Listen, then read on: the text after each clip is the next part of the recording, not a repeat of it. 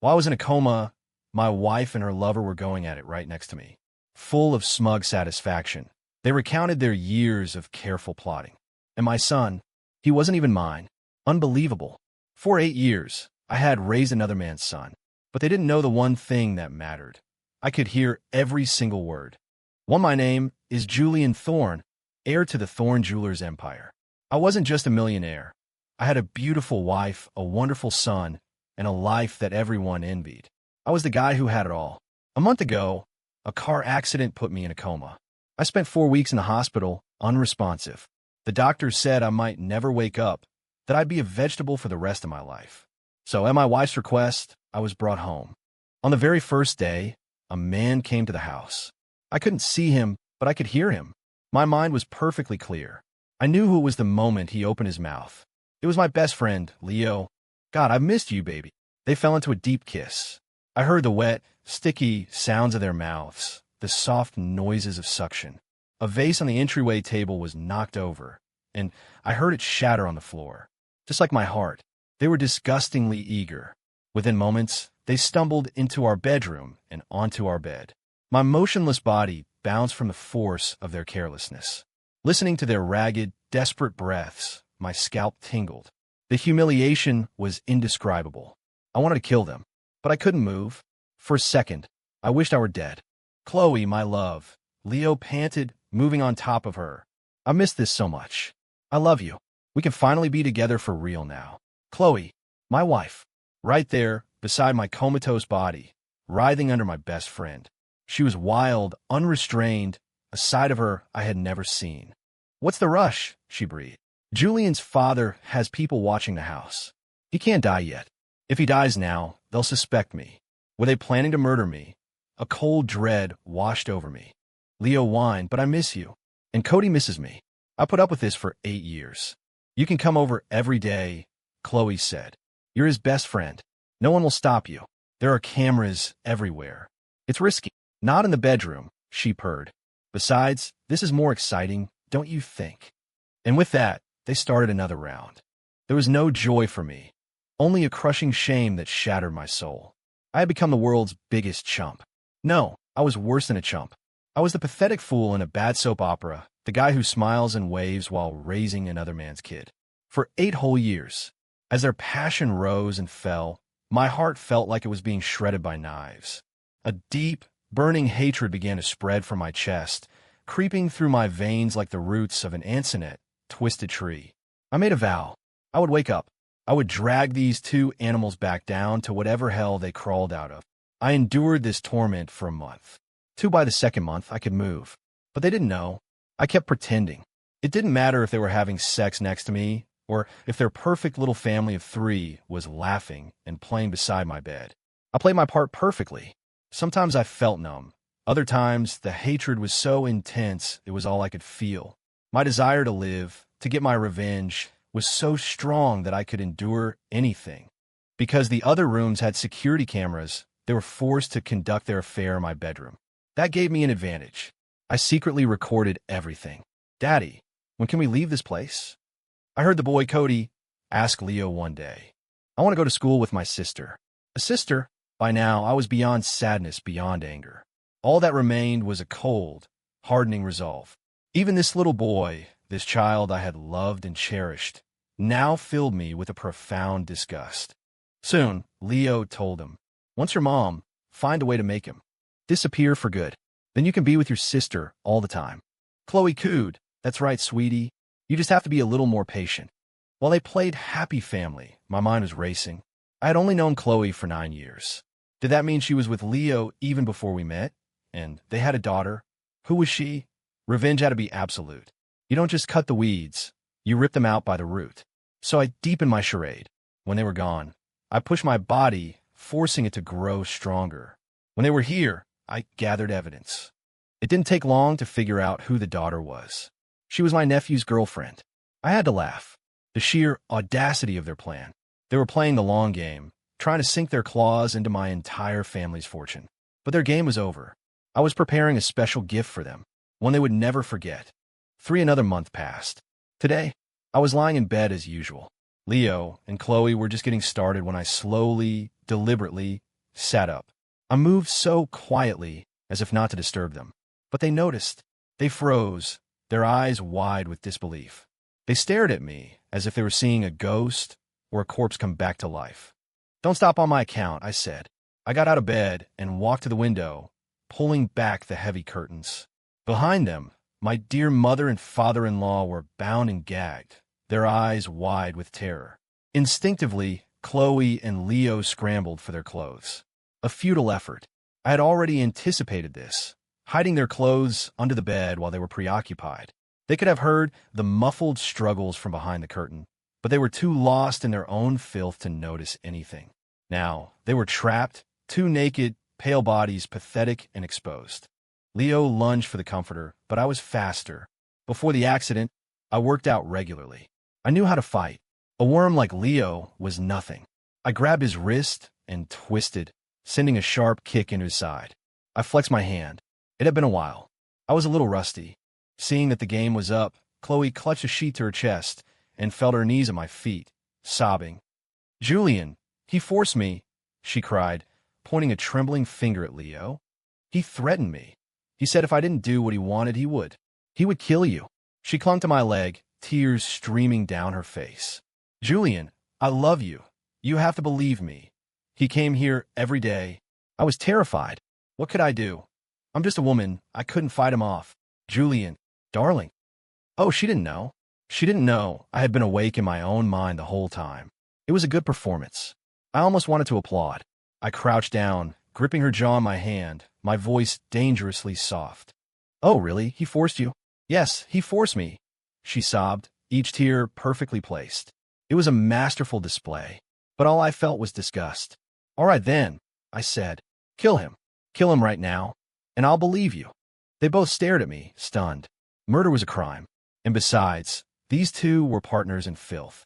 They'd never turn on each other. I smirked. "I'm kidding. I'd never want you to break the law. But you have to convince me somehow." I was curious to see what she would do.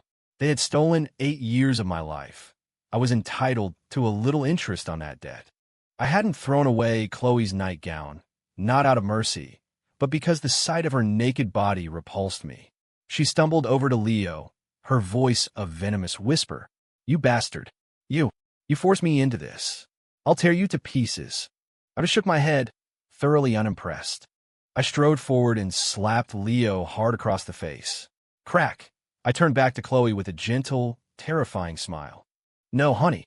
Like this. This is how you convince me. Break one of his legs, and I'll believe you. Don't worry, I have plenty of money. A broken leg is nothing. I can afford to fix it." Chloe shrank back, her eyes filled with fear. But she had no choice.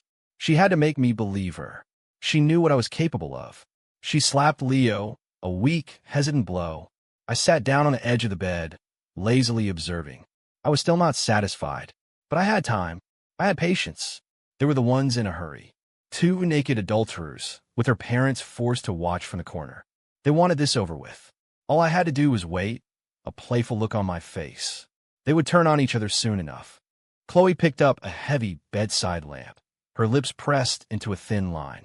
She closed her eyes. I smiled. The show was about to begin. For the dog-eat-dog fight began right on cue. There was no way Leo was going to take the fall for this, let alone a broken leg. "Julia, man, listen to me," he pleaded. "It wasn't me. I swear, it was her. She seduced me. Seriously, Julian, you have to believe me. We've been friends for decades. Why would I betray you?" The sight of him repulsed me. I kicked him away. For the past 2 months, my every waking thought had been about revenge. Now it was time to begin. There's an old saying, what's stolen is sweeter than what's given. They had enjoyed their stolen pleasure long enough. "Leo," I said calmly, "if you like her that much, you can have her. Like you said, we've been friends for decades. We shouldn't let a woman come between us." Leo and Chloe stared, unable to believe what they were hearing. But I could see a flicker of relief in their eyes. Leo wanted to protest, but he couldn't bring himself to give up Chloe. He was speechless. I, however, had lost my patience for their drama. My revenge was just starting. 8 years of betrayal couldn't be erased so easily. What I wanted for them was a living hell. I'll admit, there's a dark, unhinged part of me buried deep inside. A cold smile spread across my face. But first, you're going to let me beat the hell out of you. Leo hesitated, clearly trying to figure out my angle. Brothers for life, right? I said, women come and go, but you slept with my wife. I am angry. I think I'm entitled to a few hits, don't you? I had always been known for my loyalty. I knew he'd buy it. For real, he stammered. Of course, I said. I'll even give you a generous severance package. You were my best friend, and she was the woman I loved. You won't walk away empty-handed. I cracked my knuckles again, preparing to unleash my fury. If he fought back, my rage would take over. If he didn't, it would be like toying with a stray dog. I preferred not to get angry. I didn't like solving problems with anger. I unbuckled his leather belt and swung it hard. The first lash left a bright red welt on his back, instantly splitting the skin. He cried out, his face a mask of pain. Leo hadn't expected me to strike so hard. He looked at me, stunned. I met his gaze with an expression of deep hurt, but inside, I was euphoric. Crack, on your stomach. Now. He did as he was told. He was probably thinking it was a small price to pay for a woman and a child. Crack. Arc. The belt landed squarely on his ass. I could see the flesh tremble, and blood quickly soaked through his white boxer shorts. Julian, please stop. Please, it hurts so much. After only 3 hits, Leo was begging, sweat beading on his forehead. Of course I wouldn't stop. I planted my foot on his back, pressing down, and swung the belt again and again. Crack. Oh, no more. Stop, please. I was addicted to the sound, to his pain. I didn't give him a chance to recover, just kept lashing out, methodically, brutally. Crack, crack, crack. Leo started to struggle. I expected it. Panting, I turned to Chloe. Honey, you said he threatened you, right? Help me hold him down. Then I'll believe you. Birds of a feather, but when disaster strikes, they fly their separate ways. At this moment, love was a joke. For a materialistic woman like Chloe, there was no way she would sacrifice her comfortable life for him. As expected, she chose to help me. Leo thrashed. Let go of me. No, don't hit me again. You'll kill me. Arg. Chloe's face was a mess of conflict, but she held him down with all her strength. I pressed the sole of my new leather shoe onto Leo's bloody back, grinding it in. He howled like a wounded animal. I hit him many more times, sometimes accidentally striking Chloe, until Leo finally passed out. Only then did I stop. I was sweating from the exertion. Chloe was trembling, terrified. My psychotic break seemed to have truly frightened her. I clapped my hands and my bodyguards entered the room. All right, I announced. I'm a man of my word. Chloe, Leo, I grant your wish. But you will stay where I tell you to. From now on, this room is your entire world. I smiled. You love each other so much, right? You can't bear to be apart. Then I'll be merciful. I'll make sure you never have to leave each other's side. Not for a single second. I waved my hand, and the guards efficiently handcuffed Chloe and Leo together before stepping back. Then I gestured for them to release my in-laws. As soon as they were free, they started begging. 5-inch Julian, don't do this. You can't lock Chloe up. She's your wife. She's Cody's mother. You can't treat her like this. Cody's mother. The words ignited a murderous rage in me. If killing weren't illegal, I would have slaughtered them all. I looked at my wonderful in-laws, my smile so wide my jaw ached. Mom, Dad, if you really cared about her, you'd stay here with her. My eyes felt like they were shooting flames. After all, she turned out this way because of how you raised her. As parents, you have an undeniable responsibility. They didn't like that. They immediately bristled with indignation. Julian, what are you talking about? We are your elders, your mother and father-in-law. I burst out laughing. My in-laws, you remember that now? When your daughter was screwing my best friend, did you remember I was your son-in-law? I sneered. You brought her into this world, but you never taught her a damn thing. So I, your son-in-law, will teach her for you. You. They trembled with rage, but didn't dare say another word. My earlier display had been very effective. When you can use force, words are unnecessary. Reason is for reasonable people. Scum who trample on your dignity don't deserve it. 8 years. The number alone made the hair on my arms stand up. I, Julian Thorne, had the looks, the talent, and the wealth. Countless women threw themselves at me, and I turned them all away out of sense of duty to my family. And it turned out the home I had so carefully protected was just a nest for someone else. If I could let that go, My name wouldn't be Julian Thorne. 6, I was fully recovered, but my father didn't know yet. I planned to clean up the trash in my company before I went to see him. I strode into the office at Thorne Jewelers, moving with purpose. The employees who saw me were thrilled. But one person looked at me with pure terror. Dressed in a tailored suit, I sat at the head of the conference table, my eyes scanning the room. I didn't even bother to come up with an excuse. I stared directly at Ava. Ava, you're fired. HR will handle your exit paperwork. I felt a surge of pity and disgust for myself. My loving wife and my best friend had a daughter this old.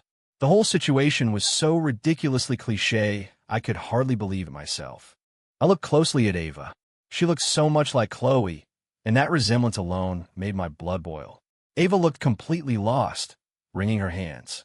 Mr. Thorne, Uncle Julian, did I do something wrong? She called me Uncle Julian because of my nephew, Carter. I used to let it slide at the office. Now, the name made me want to vomit. There's no reason, I said coldly. And it's Mr. Thorne. My nephew, Carter, was sitting right next to her. He was just as shocked. Uncle Julian, why are you firing Ava? She hasn't done anything wrong. I looked at my nephew with a flash of pity. He deserved better. They had been together for a long time, high school sweethearts, I think. A bitter taste filled my mouth. So this was all part of their long con. I felt a chill run down my spine for Carter's sake. Carter, I just sent you a file. Look at it now. My nephew pulled out his phone. As he read, his face darkened. What is it? People whispered around the table. I didn't mind the gossip. In fact, it was exactly what I wanted. Ava nervously grabbed Carter's phone. A second later, she dropped it as if it were on fire. Carter, listen to me, I can explain. Carter shoved her hand away. You. I hadn't sent Carter the truth about Ava being Chloe's daughter. The CEO of Thorne Jewelers being cheated on so spectacularly was a humiliation I intended to keep private for now. My goal was to destroy them, not myself. What I sent him was a series of faked screenshots, intimate chats between his girlfriend, Ava, and my best friend, Leo. Their body types were similar enough. All it took was a little digital magic. I forwarded the images to the main computer and projected them onto the large screen at the front of the room. The room erupted. 7 displayed on the screen were graphic, entangled images of Ava and Leo. My thirst for revenge was all-consuming. I didn't bother to censor a thing. I wanted them to know the price for betraying and trying to destroy me. The boardroom descended into chaos. Fingers pointed at Ava, and whispers turned into a torrent of insults. What the hell? Ava is sleeping with Leo. Ava, you have no shame. He's old enough to be your father. And she was dating Carter the whole time. How could you do that to him? You're disgusting. Slut. The insults washed over me, and I felt a deep, satisfying calm. This was the result I wanted. But there was a secret that only Ava and I knew. The man and woman in those pictures weren't just lovers. They were father and daughter. I wondered what my dear wife and best friend would think when they saw this wonderful gift I had prepared for their precious daughter. I could hardly wait. Ava was humiliated, furious. She cried as she tried to explain to Carter. It's not real. That's not what it looks like. It's fake. Slap. You're pathetic. A cheap slut. Carter snarled, his eyes red with rage. Get out. Get out of my sight. I never want to see you again in my life. Ava knew there was no point in arguing now. She ran out of the room, sobbing, probably on her way to find my dear wife. But I wasn't going to let any of them off that easily. I had plenty more gifts to give. Sure enough, Ava went looking for Chloe. But of course, she couldn't find her. Her mother and father were my prisoners. She did, however, find my in-laws. They came to confront me. Julian, what do you think you're doing? My mother-in-law demanded. Getting my revenge, of course. I said simply. Seeing that begging didn't work, she tried threats. Julian, what good will it do you to blow this all up? A man in your position. A scandal like this wouldn't look good for your reputation. So they were going to threaten me with my own reputation. Predictable. But there was no way I was sacrificing my good name for those two animals. I put on a pained expression.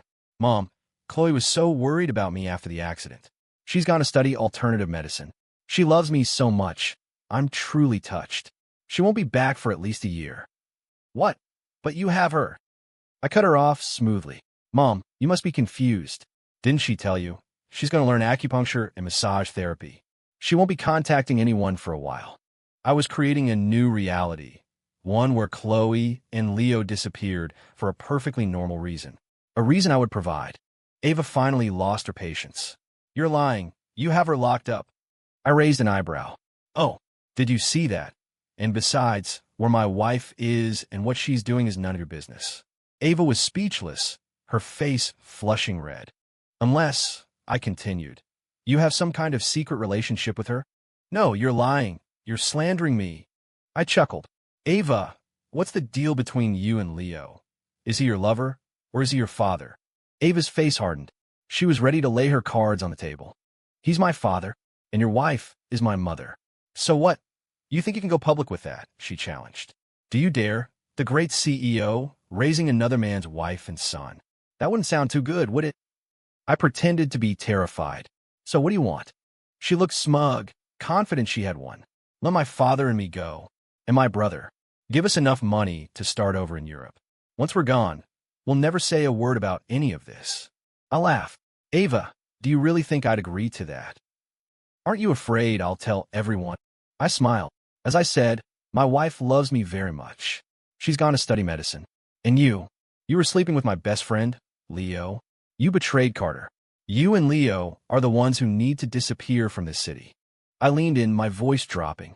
Oh, and as for my darling son, he came down with a sudden, tragic illness.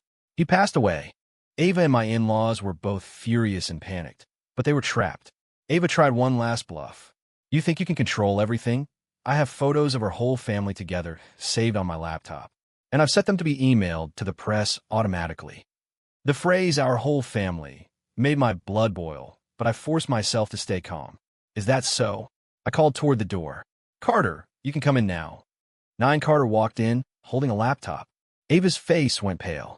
She still looked like she wanted to try and explain, but Carter gave her no chance. He slammed the laptop onto the floor right in front of her. Crash. Ava, Carter bit out, his teeth clenched. You're Leo and Chloe's daughter. You're all one big, happy family? Ava pleaded desperately. Carter, I love you. What does it matter who my parents are? Slap. Carter struck her across the face. You betray my uncle. He raised me. He's like a father to me. Betraying him is the same as betraying me.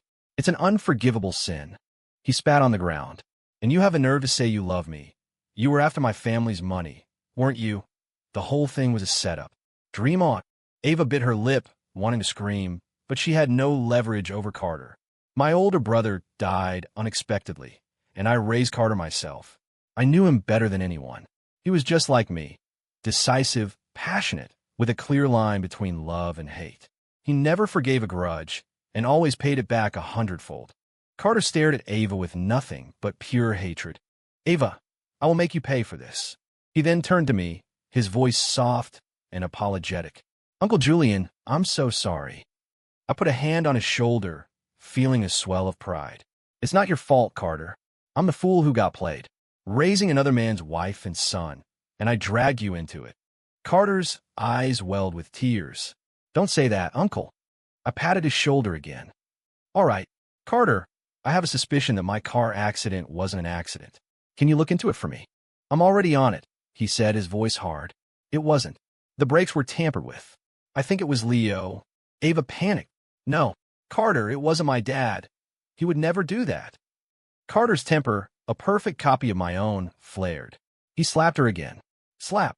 Ava, I'm telling you, I will not spare any of you. She clutched her cheek, tears streaming down her face. Carter, we were wrong. Please let my parents go. They love each other. We just wanted to be a family. Is it so wrong to be in love? Then I couldn't listen to any more of it. It was laughable. They were in love. So it made me the bad guy. I burst out laughing. Ava, you know what they say? The apple doesn't fall far from the tree.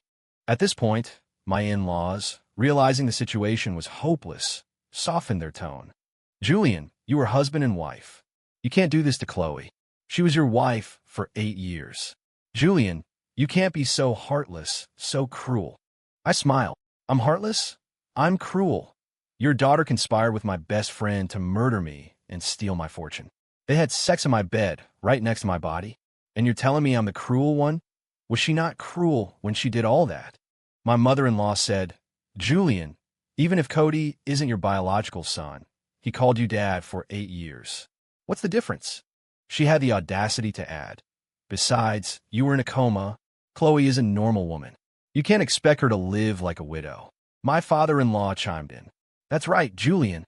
Just forgive her. We'll make sure she never sees Leo again. You can all still be a family.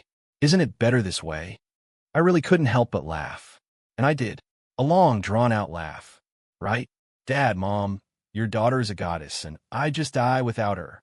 I, Julian Thorne, am just some ugly, idiotic fool who should be grateful to raise her bastard child like he's a prince. I leaned forward. You seem to have a misunderstanding. I have never been short of women, and I am a very, very petty man. When it comes to revenge, I will stop at nothing. I let out another long, chilling laugh. 1 month later, as I expected, Chloe and Leo had completely turned on each other. Julian, please, I'm begging you, let me go, Chloe sobbed. I don't love Leo. I don't love him at all. Please, let me go. Leo was on his knees next to her. Julian, I was wrong. I know I was wrong. I don't love her either. Please, unlock us. Being chained together like this. It's torture. In just 1 month, these two animals had become truly pathetic. They groveled at my feet, looking like they were ready to lick my shoes. But I had no intention of letting them go. That wasn't who I was. I crossed my legs, resting the tip of my shoe under Chloe's chin, looking down on them. But you two are so in love. I purred. I granted your wish. I'm surprised you're not more grateful. You're together every single day. Why would you want me to separate you now? Chloe's hair was matted, her face tear-stained. No, I don't love him. I swear I don't. I don't want to be with him like this. Please, let us go. Leo had lost all trace of masculinity. He was like a beaten dog. It's true. We don't love each other. Julian, it was a moment of weakness. I was out of my mind. Please forgive me. He started making insane promises. Julian, if you let me go, I'll disappear. I'll give you my daughter or my son. I'll never see them again as long as I live. The man was crying hysterically. Julian, being chained together like this. We're going crazy. I smiled. Going crazy. How? You two love having sex so much. How could you possibly go crazy? Eat, screw, sleep, repeat. Did my guard not give you enough food? Leo sobbed. No, I don't want to do it. I can't even get it up anymore. I swear I've learned my lesson. Julian, please let me go. Please. It was laughable. My journey of revenge had only just begun. They betrayed me for 8 years. I intended to double their sentence. They had successfully awakened the monster in me. I smiled, using my shoe to tilt Leo's chin up. Sorry, brother. I'm a bit of a sadist. I love making people's dreams come true. You two just stay here and enjoy yourselves. If you have another kid, don't worry. I'll raise it. I turned to Chloe. I love children. And darling, I especially love the ones you give birth to. Chloe looked at me with utter despair, tears flooding her eyes. Then I remembered something. I took out my phone to show them a little video. 13-inch, I almost forgot. I sent your daughter a little present.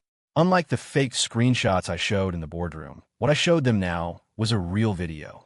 Only the leading lady had been swapped from mother to daughter. It was a masterpiece of deepfake technology. Chloe screamed, trying to snatch the phone. Julian, you're a despicable bastard. That's our daughter. Leo is her father. I laughed. Despicable. You want to talk about despicable? When you two were screwing next to my deathbed, did you know how to spell that word? You like excitement, right?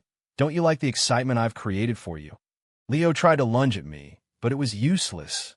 A single kick sent him and Chloe tumbling to the floor.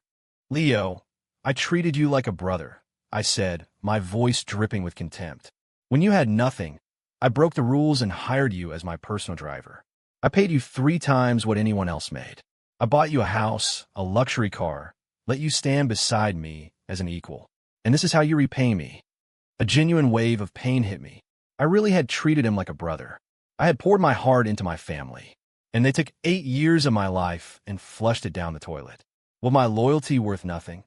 I would show them what it cost to play games with me. Leo looked at me, his eyes filled with regret. But I knew he wasn't sorry for betraying me. He was sorry he hadn't finished the job. I bared my teeth in a grin that was almost a snarl. Leo, Chloe, I have news for you. I've already sent these videos to the press. By now, your daughter is a viral sensation. Chloe's screams were raw. Julian, you can't do this to her. She's just a kid. She's not even married yet. You can't be so cruel. I gritted my teeth, a satisfied smile playing on my lips. Oh, I can be much crueler. Soon, I'll release the proof that Leo is Ava's father. Can you imagine the headlines? It's going to be epic. Ha ha ha. No, you can't. Julian, I'm begging you. Please don't. It was all my fault, all of it. Please don't do this. Don't. I stood up, looking down on them without a shred of pity. Only pure, unadulterated pleasure. And Cody, I added casually, he came down with a terrible disease. He's dead. Ha! Chloe completely broke down, her screams turning into hoarse, guttural sobs. No, no, Julian, you can't hurt him. He's innocent. He called you dad for 8 years. He doesn't know anything. Thinking of that little bastard's face, I felt not a single ounce of affection. I realized I'd gone mad, too, but in a way I understood myself. In this story, no one was innocent. Leo was forced to beg again. He had no power to fight me. Julian, I'll kneel before you for the rest of my life. I'll be your slave. Just spare them. Send me to prison, whatever you want. Please, man, I'm begging you. In your dreams, I said. Leo, Chloe, this room is your tomb. You will spend the rest of your miserable lives right here. Ha ha. No, please, no. I gave my bodyguards new orders, 24-hour surveillance, in shifts. I wanted them to live in a state where they could neither live nor die. Years later, I had a new wife and 2 beautiful children. My wife was a woman who had a crush on me back in college. She wasn't a supermodel, but she was fiercely loyal. I brought her with me to see the room one last time.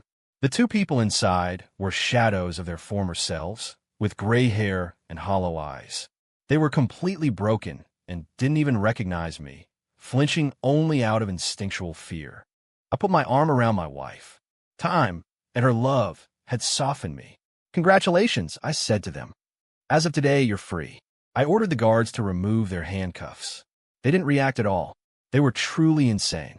My goal had been achieved. I had them released. I thought that would be the end of it, but I never imagined that my wife was just beginning her own revenge. I held her close that night and asked, "Do you have some kind of grudge against them?" She smiled. "I do. They almost killed the man I love." I kissed her forehead and said nothing more. There was one thing I had never told her. I knew the truth about my car accident all those years ago. I knew the real person who orchestrated it was the woman now sleeping in my bed, but I chose to be with her anyway.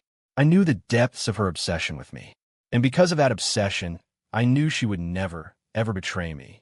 After what I had been through, I valued loyalty above all else. Betrayal was a stain on the soul, far worse than death. In that, she and I were the same. A year later, Chloe died. 3 days after that, Leo was dead too. My revenge was finally, truly complete. I strived to be a gentle husband and a loving father, and I was good at it. In my children's eyes, I was a hero. In my wife's heart, I was the perfect husband. But my eyes never stopped watching the world with a deep, unshakable vigilance. On my deathbed, I shared a secret I had kept for decades with my son. "Connor," I said, my voice weak, "I'm not going to be here much longer. There's something I have to tell you." "There's a man I've kept locked away. His name is Cody." I took a rattling breath. "After I'm gone, I want you to let him go. He's probably gone mad by now." My son held my hand, but his face showed no surprise. He was unervingly calm. He spoke slowly, his voice a chilling echo of my own from long ago. "Dad, a wildfire never burns everything. The grass just grows back in the spring." In that instant, I understood. He had known all along. I didn't need to say anything else. He was a man now. I had taught him everything I knew, that a man must have the compassion of a saint, but also the ferocity of a demon. He had learned his lessons well. I closed my eyes peacefully, without a single regret. The end.